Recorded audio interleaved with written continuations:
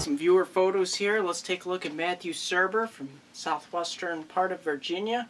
This is right before a heavy downpour that he captured across this area, and you can see looks like the evening. This is last Wednesday, and you can see portions of the area here received a good amount of twilight here with some heavy raindrops moving in. So very interesting. It's very interesting to see photos like this, and it's almost kind of surreal. It's like a peaceful feeling. So thank you, Matthew, for sending that in. It's always nice to see some interesting photos like that, and the best that summer has to offer. So enjoy it, because summer is rapidly on its way out. So let's take a look at some photos here from one of my viewers who's a truck driver, and over the weekend he captured some photos near my area in the southern tier of New York.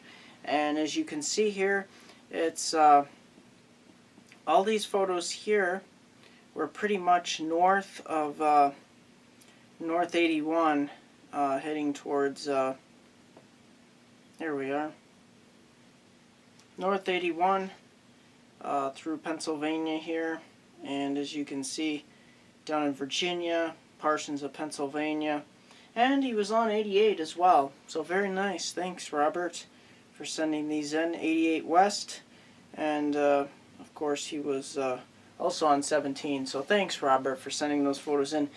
He sent most of the photos he sent in were from this beautiful weekend, and anybody that got to enjoy this beautiful weekend here in the Northeast really got a treat, because I'll tell you what, I had to work, but most people in the Northeast were really basking in what the best summer had to offer. So thank you, Robert, and thank you, Matthew, for sending in those photos. Let's take a look at your 72 to 96 hour quantitative precipitation amounts. I'm going to be looking at a ring of fire scenario here across the upper Ohio Valley, extending towards southern Canada, up towards the northern plains states, and extending down towards portions of the Carolinas and southwestern Virginia here. This is where we'll see those complexes of thunderstorms ride down along this area. So we're going to be looking at that possibility, and here across the southeast we'll continue with that tropical moisture, and of course west of Texas, tropical moisture coming in from southern Mexico. Let's take a look at the 48-hour. Before we do that, tropics. Tropics are looking very quiet. Fernand has moved inland. Fernand was like a blink of the eye here. It only lasted less than 12 to 24 hours, and it pretty much moved inland.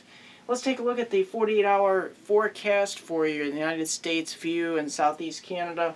You can see over the next 24 to 48 hours, the frontal boundary across southern Canada that's been producing MCS-type systems across the Northeast will continue to move south. And as it does so, we'll see those systems continue to conglomerate across portions of the Ohio Valley and upper Midwest here. And that's where we're going to get into some of the heavier rainfall totals. We'll see that flash flooding threat in western Pennsylvania, western New York, eastern Ohio tomorrow. And Wednesday, along with severe thunderstorms here in upper Michigan and extending towards Minnesota.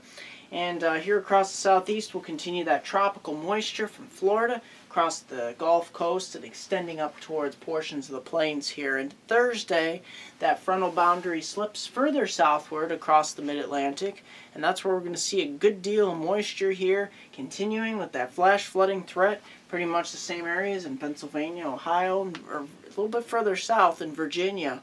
And we're also going to see some of those precipitation amounts be on the heavy side with some of that severe weather with the flash flooding as well. Main threat will be damaging wind and large hail. I'm not looking for a big tornado threat. Many of you have been wondering about the derecho events here in the Northeast. I'm not seeing any, pretty much any possibility of any derecho events here in the Northeast. It looks like the frontal boundaries are a little bit too far west into the Ohio Valley, so portions of the upper Ohio Valley Wednesday into Thursday could see some derecho events.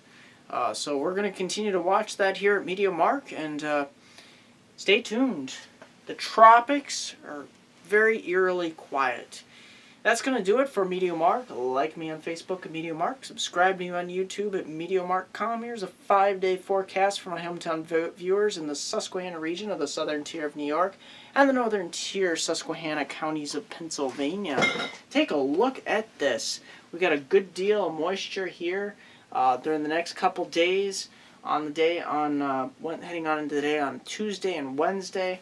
We got these days of showers and thunderstorms, but the worst day will probably be Wednesday here, but the good news is the percentage is low, and the narrow window of opportunity is from 2 to 5 p.m., where the greatest risk of thunderstorms exist. We're not looking at anything too heavy or too major at this time, extending on the day on Wednesday, Thursday, Friday, and into Saturday. This is where we get into some very nice conditions, and enjoy this because this is the best summer has to offer. The end of August, beginning of September. We're going to head right through the week on Labor Day weekend, and we're looking at very nice temperatures, pretty much low 80s every single day. You can't ask for much better summertime weather, that is. It's a little warm for some people, but enjoy it because summer won't last too much longer. That's going to do it for MeteoMark.